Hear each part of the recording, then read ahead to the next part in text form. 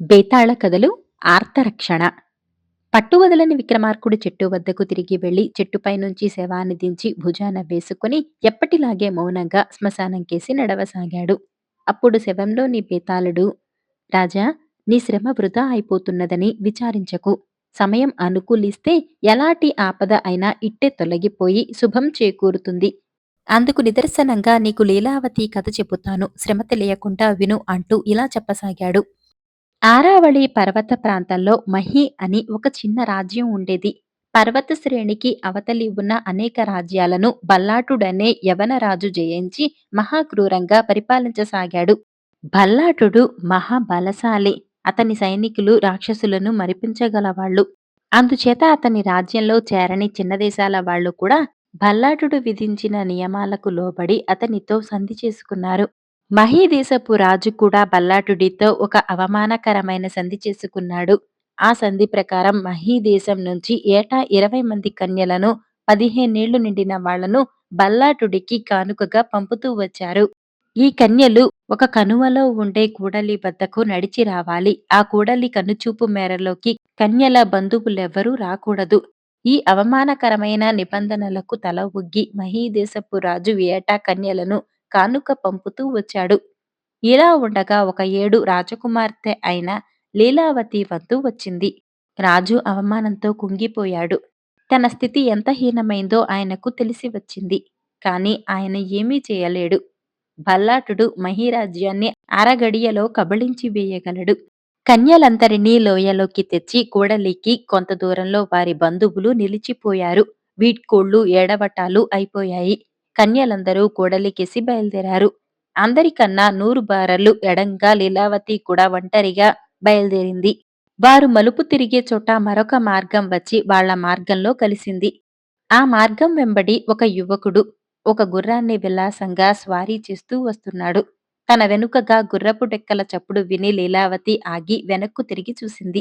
గుర్రం మీద ఉన్న యువకుడు ఆమెను సమీపంగా వచ్చి, ఎవరమ్మాయి నువ్వు? చూస్తే గొప్ప వంశానికి చెందినట్టున్నావు. ఈ కొండల మధ్య ఒంటరిగా ఎక్కడికి ప్రయాణమై వెళ్తున్నావు అని అడిగాడు. మీరెవరు? ఈరోజు ఇంత ప్రమాద స్థలంలో మీరెందుకున్నారు అని లీలావతి ఎదురు ప్రశ్న వేసింది. నేను కాశ్మీర యువరాజును. నా పేరు జయంతుడు.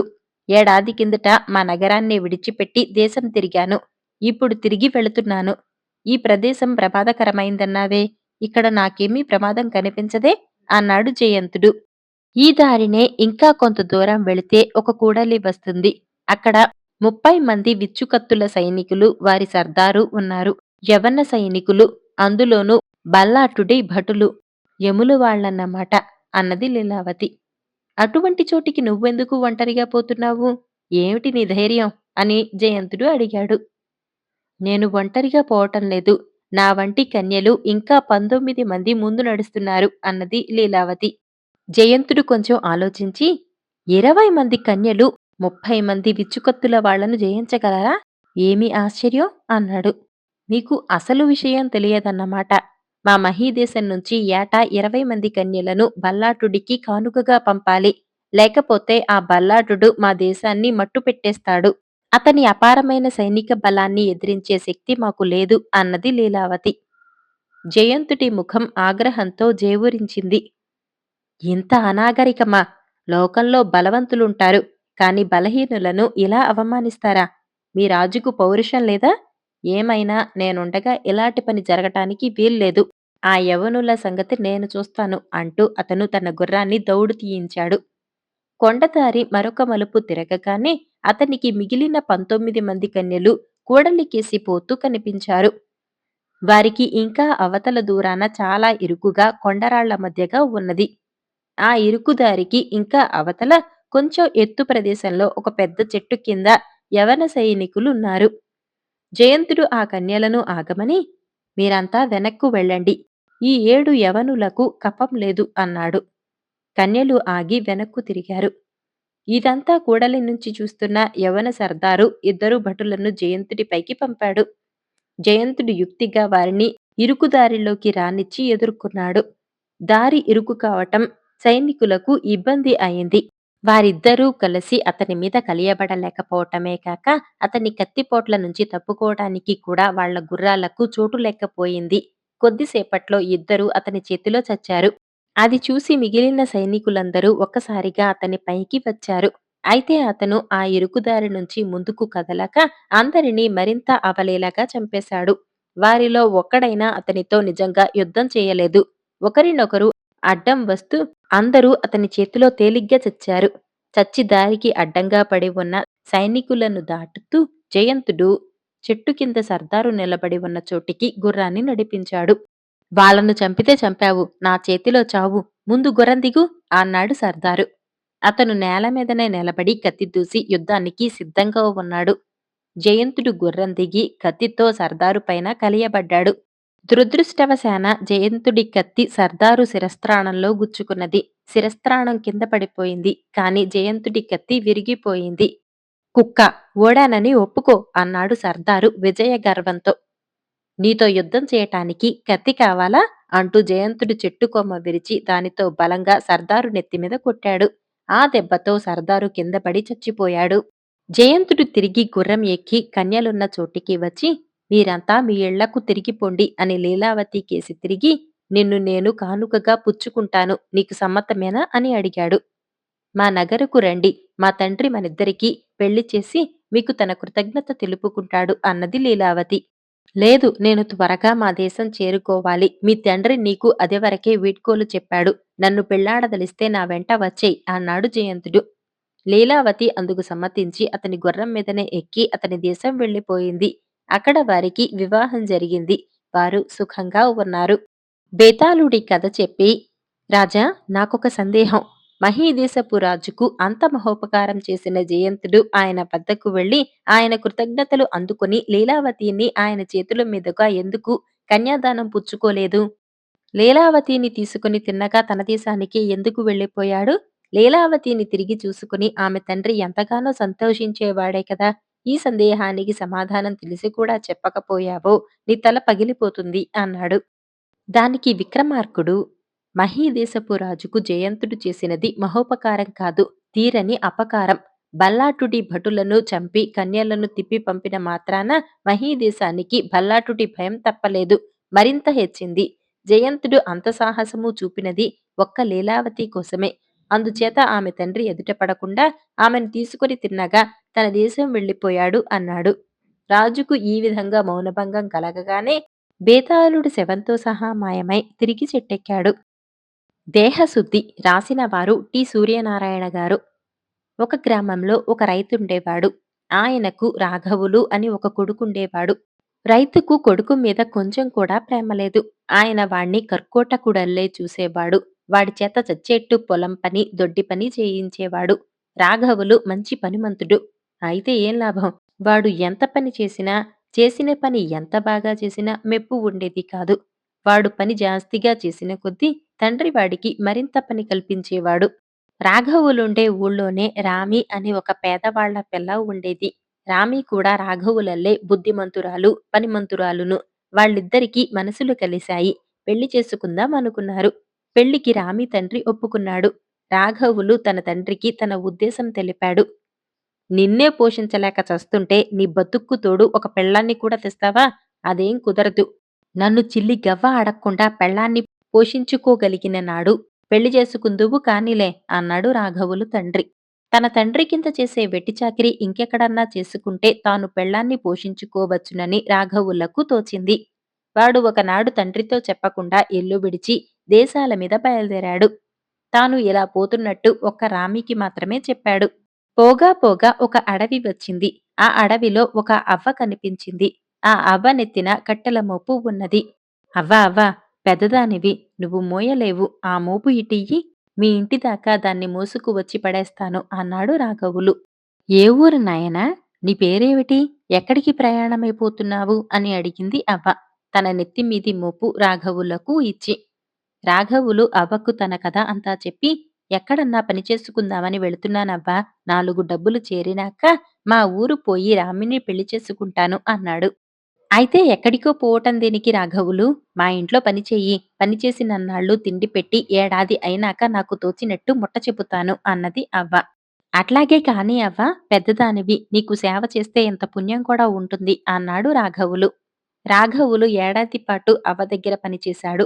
పశువులకు మేత, నీరు పెట్టటము, పాలు పితకటము, దొడ్లో కూరగాయలు పెంచటము, అడవిలో కట్టెలు కొట్టి తేవటము మొదలైన పనులన్నీ వాడు ఎంతో శ్రద్ధగా ఒళ్ళు దాచుకోకుండా చేశాడు. అవ్వవాడికి మూడు పూటలా సుష్టిగా భోజనం పెట్టింది. ఏడాది పూర్తి కాగానే ఆమె వాడితో, రాఘవులు, ఏడాది పాటు చెప్పిన పని చక్కగా చేశావు. నీకు ఏదైనా ఇచ్చి మరీ పంపుతాను అన్నాను కదా! నా దగ్గర ఉన్న గాడిదను తీసుకుపోయి సుఖంగా జీవించు అన్నది. రాఘవులు తెల్లముఖం వేశాడు. గాడిద తనకు ఎందుకు ఉపయోగిస్తుంది? దాన్ని మేపడం ఎలాగా? ఏ చాకలికైనా అమ్మితే 2 రూపాయలు రావచ్చు. కాని దానితో తను భార్యను ఎలా పోషిస్తాడు? అవ్వ తనను మోసం చేసింది. వాడి మొహంలో నిరాశ చూసి అవ్వ నవ్వి, పిచ్చివాడా, నీ చేత ఎంతకాలం పని చేయించుకొని మామూలు గాడిదను ఇచ్చి పంపుతానా? దాని 2 చెవులు పట్టి గట్టిగా లాగి చూడు ఏం జరుగుతుందో నీకే తెలుస్తుంది అన్నది. చెవులు పట్టి లాగగానే గాడిద హా హీ హా హీ అని ఓండ్రపెట్టసాగింది.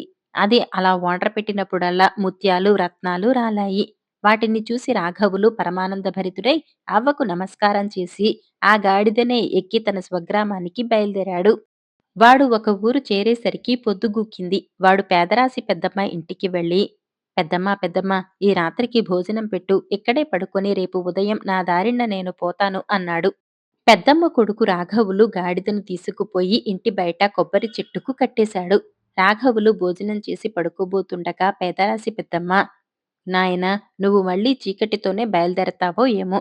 నాకివ్వవలసిన వరహా ఇప్పుడే ఇచ్చేస్తావా ఏమిటి అన్నది. కొంచెం ఉండు పెద్దమ్మా, ఇప్పుడే డబ్బు తెస్తాను అంటూ రాఘవులు బయటకు వెళ్లి తన గాడిద చెవులు పట్టి గట్టిగా లాగాడు. గాడిద హా హీ హా హీ అని ముత్యాలు, రత్నాలు రాల్చింది. రాఘవులు ఇంటి లోపలికి వచ్చి పేదరాశి పెద్దమ్మకొక ముత్యం ఇచ్చి, బీదదానివి ఉంచుకో అన్నాడు. జరిగినదంతా పెద్దమ్మ కొడుకు చూశాడు. రాఘవులు నిద్రపోయినాక వాడు లేచి వెళ్లి కొబ్బరి చెట్టుకు కట్టిన గాడిదను విప్పి దూరాన కనపడకుండా కట్టేసి మరొక గాడిదను తెచ్చి కొబ్బరి చెట్టుకు కట్టేశాడు. తర్వాత వాడు రాఘవులు బట్టలు తడివి వాడు మూట కట్టుకున్న ముత్యాలను, రత్నాలను కూడా లాగేశాడు. రాఘవులు తెల్లవారుజామునే లేచి కొబ్బరి చెట్టుకు కట్టి ఉన్న గాడిదను ఎక్కి ఇంటికి వెళ్ళిపోయాడు. వాడు తండ్రితో తాను సంపాదించిన గాడిద సంగతి చెప్పి, దాని చెవులు గట్టిగా లాగి చూడు నీకే తెలుస్తుంది అన్నాడు. రైతు తన కొడుకు చెప్పినట్టే చేశాడు. గాడిద హీహా అన్నది. కాని ముత్యాలు రాల్చటానికి బదులు రైతును వెనుక కాళ్లతో మొహం పగిలేటట్టు తన్నింది. ఛీ, బుద్ధిలేని గాడిద, నిన్ను ఎవరో బాగా టోపీలో వేశారు. నా కళ్ళ ఎదుట కనిపించకు అని రాఘవులను తండ్రి గట్టిగా తిట్టాడు. ఇంత మోసం ఎలా జరిగిపోయినది రాఘవులకు అంతు చిక్కలేదు. వాడు మళ్ళీ ఎక్కడైనా పనిచేసుకోటానికి బయలుదేరాడు. పోగా పోగా ఒక అడవి వచ్చింది. ఆ అడవిలో ఒక వడ్రంగి కొయ్య పలకలు చెక్కి వాటిని ఒక కట్ట కట్టి తీసుకుపోతూ కనిపించాడు. తాతా తాత, పెద్దవాడివి, వాటిని నువ్వెక్కడ మోస్తావు? నాకియ్యి, మీ ఇంటి దాకా తెచ్చి నా దారిన నేను పోతా అన్నాడు రాఘవులు. వడ్రంగి రాఘవుల సమాచారమంతా విని తన కింద సంవత్సరం పాటు పనిచేస్తే తనకు తోచినది ఇస్తానన్నాడు. రాఘవులు సరేనని ఏడాది పాటు వడ్రంగికి అన్ని విధాలా తోడ్పడ్డాడు.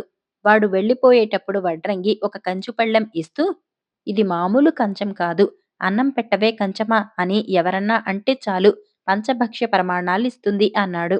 రాఘవులు ఆ కంచాన్ని తన ముందు పెట్టుకుని కూర్చొని, అన్నం పెట్టవే కంచమా అన్నాడు. వెంటనే కంచం నిండా అన్నము, కూరలు, భక్ష్యాలు సిద్ధమయ్యాయి. వాడు వాటన్నిటినీ ఆరగించి వడ్రంగికి నమస్కారం చేసి కంచం చంకన పెట్టుకుని బయలుదేరాడు. వాడు వెనకటిలాగే పేదరాశి పెద్దమ్మ ఉండే ఊరికి వచ్చేసరికి పొద్దు వాలింది. వాడు పేదరాశి పెద్దమ్మ ఇంటికి వెళ్లి పెద్దమ్మతో, ఈ రాత్రికి ఇక్కడ పడుకొని రేపు తెల్లవారగానే నా దారిన నేను పోతాను పెద్దమ్మ అన్నాడు. భోజనమో నాయనా అన్నది పేదరాశి పెద్దమ్మ.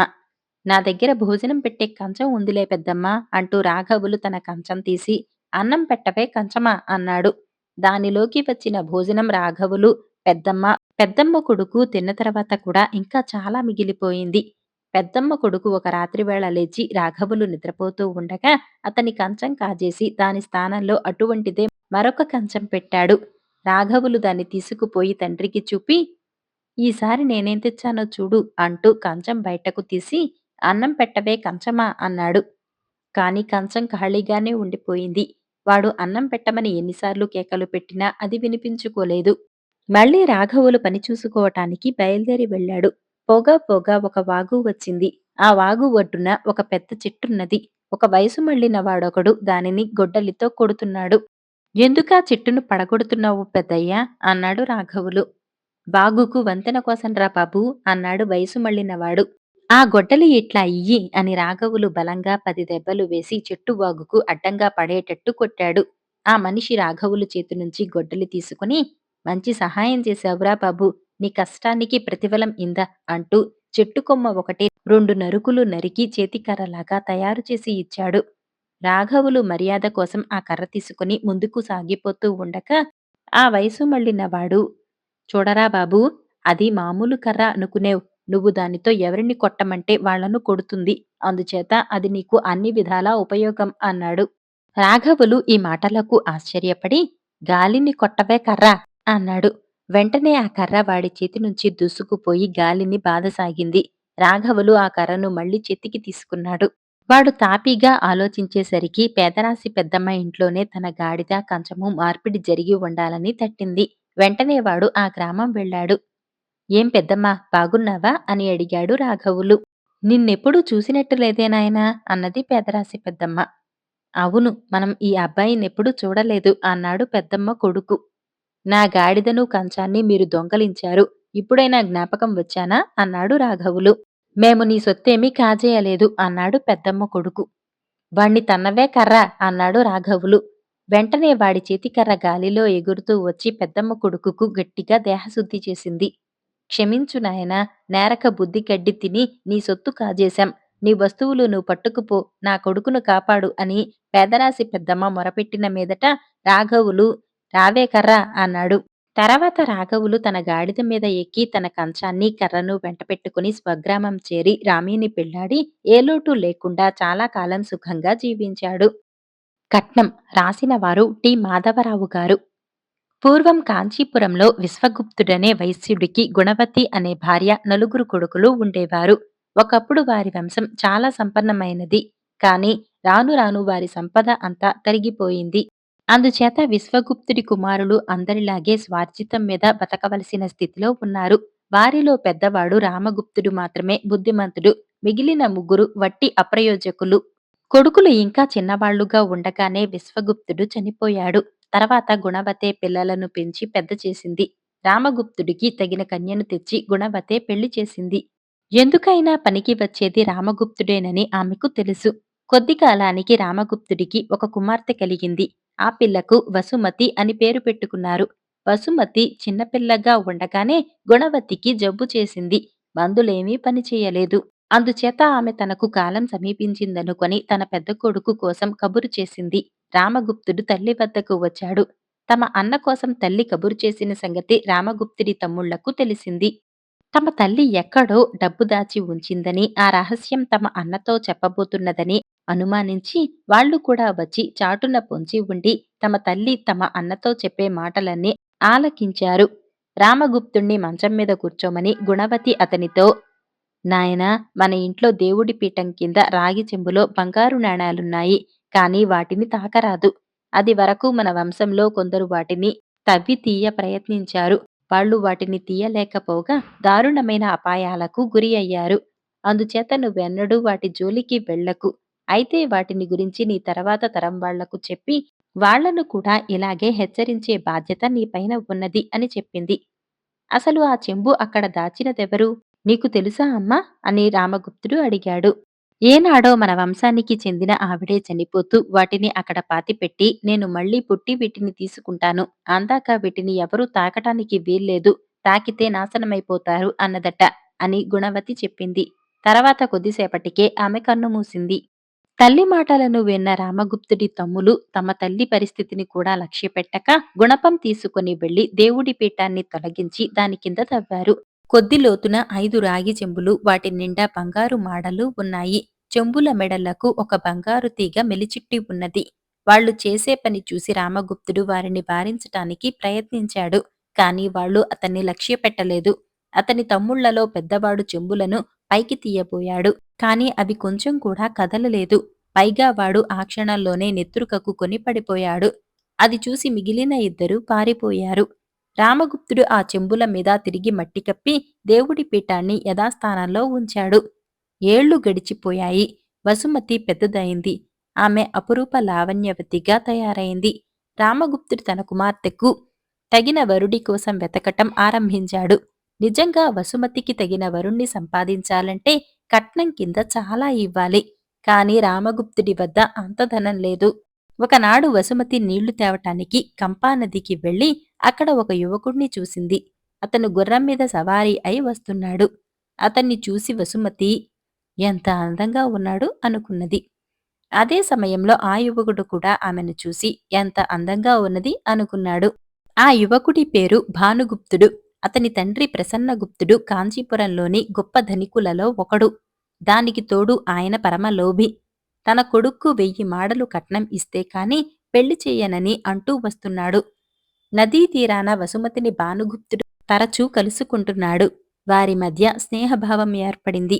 వసుమతిని పెళ్లాడాలని తన కోరిక ఉన్నట్టు భానుగుప్తుడు ఒకసారి బయటపెట్టాడు. ఆ రోజే వసుమతి ఈ మాట తన తండ్రికి తెలిపింది.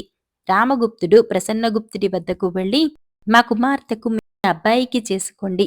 వాళ్ళు ఒకరికొకరు ఎంతైనా తగి ఉంటారు అన్నాడు.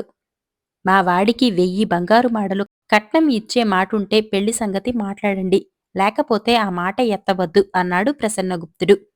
రామగుప్తుడు హతాశుడై ఇంటికి తిరిగి వచ్చి తన కుమార్తెకు జరిగింది చెప్పాడు. ఆ రాత్రి వసుమతికి కలలో రాగి చెంబులు వాటి నిండా ఉన్న బంగారు మాడలు కనిపించాయి. అవి దేవుడి పీఠం కింద ఉన్నట్టు ఆమె చూసింది. కాని ఆ కలను ఆమె అంతగా పట్టించుకోలేదు. అయితే అదే కల ప్రతి రాత్రి రాసాగింది.